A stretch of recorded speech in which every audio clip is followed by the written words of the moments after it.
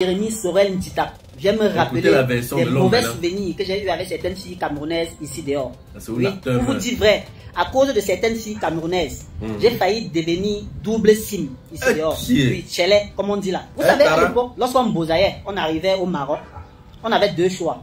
Soit marcher pendant 21 jours pour aller à la frontière Kassiago et entrer à Ceuta, soit marcher pendant 3 jours pour arriver à Gorogo et entrer à Melilla. J'ai choisi d'abord lancer à Kassiago 21 jours, j'arrive, je choque, ça ne donne pas, on me refoule. Écoutez l'histoire de cette homme. J'ai lancé maintenant à Gorogo 3 jours, j'arrive, je choque, ça ne donne pas, on me refoule. Je dis que non, peut-être, je dis que non, ce n'est pas ma route. Je m'installe à Rabat. À Rabat maintenant, je fais la connaissance d'une jeune petite fille, belle. Et on se met ensemble. À l'époque, là, j'ai 22, 23 ans. On se met ensemble, on commence à réfléchir sur notre vie ensemble et tout et tout. Un matin, elle se lève, tape. Après peut-être 6 mois qu'on était ensemble, elle me dit qu'elle est enceinte. Je dis, waouh, tu es enceinte? Je dis, waouh, je suis grande. Mais chérie, je réfléchis, je vois que tu ne dois pas accoucher au Maroc. Le Maroc n'est pas sûr.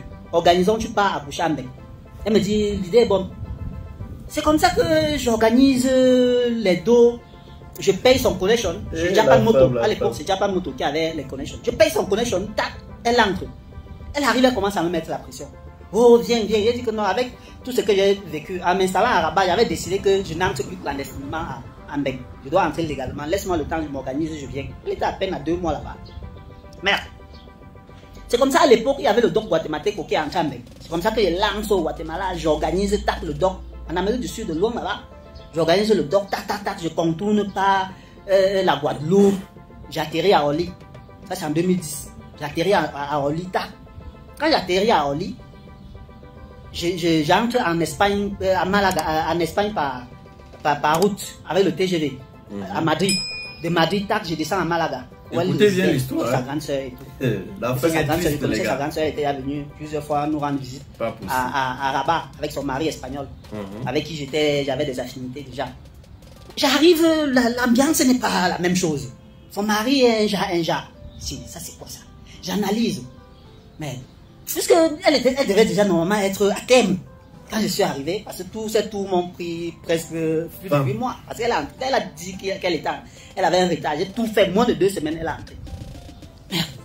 Ma tête, ça chauffe. Je dis, mais je vais faire comment? Je suis en train de réfléchir comment faire, comment trouver une maison rapidement pour qu'on aménage. Je fais le trousseau, puisque rien n'était fait.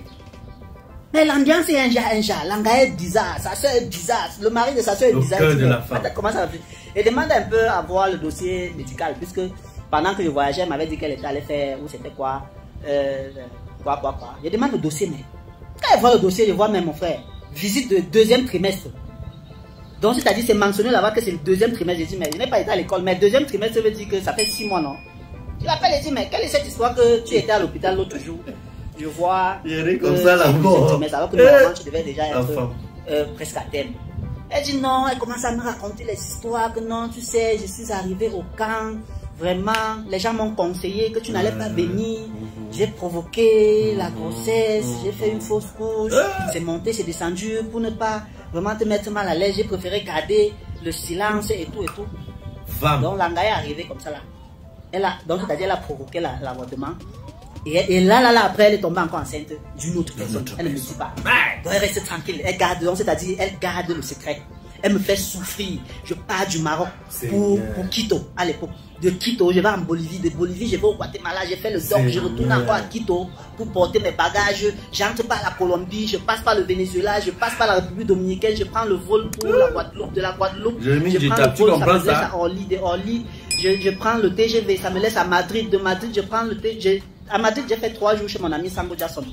De là-bas, je descends à Malaga pour aller découvrir la super chérie sur place. Quelle méchanceté.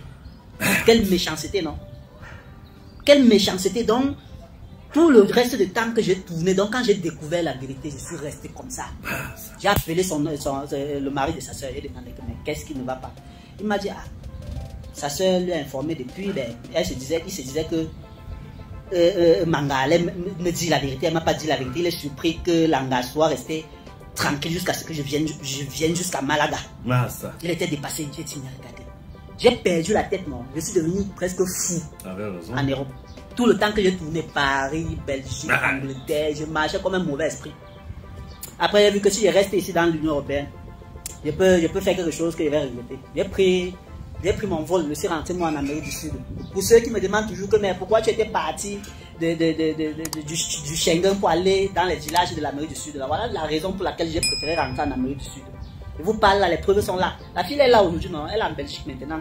Elle traîne là-bas en Belgique avec un tas d'enfants derrière elle. Elle est célibataire. Vous voyez à quel niveau la femme camerounaise peut faire qu'un homme indemne totalement. Le dehors aussi les gars, quand vous arrivez, si tu es sorti pour chercher tes dos, chercher tes dos. Dès que tu as tes dos, n'oublie pas pourquoi tu es sorti du Cameroun. Cherche tes dos, dès que tu as les dos, tu pars réaliser tes rêves. Comprenez les gars. C'est compliqué famille. Deux fois même, on reste comme ça, là, on se dit que le chemin qu'on avait choisi était le raccourci, alors que c'est le long chemin. Parce que tu gagnes ici, tu perds là-bas. Tu vas gagner l'argent, mais l'essentiel, c'est qui rend l'homme heureux. Après toi,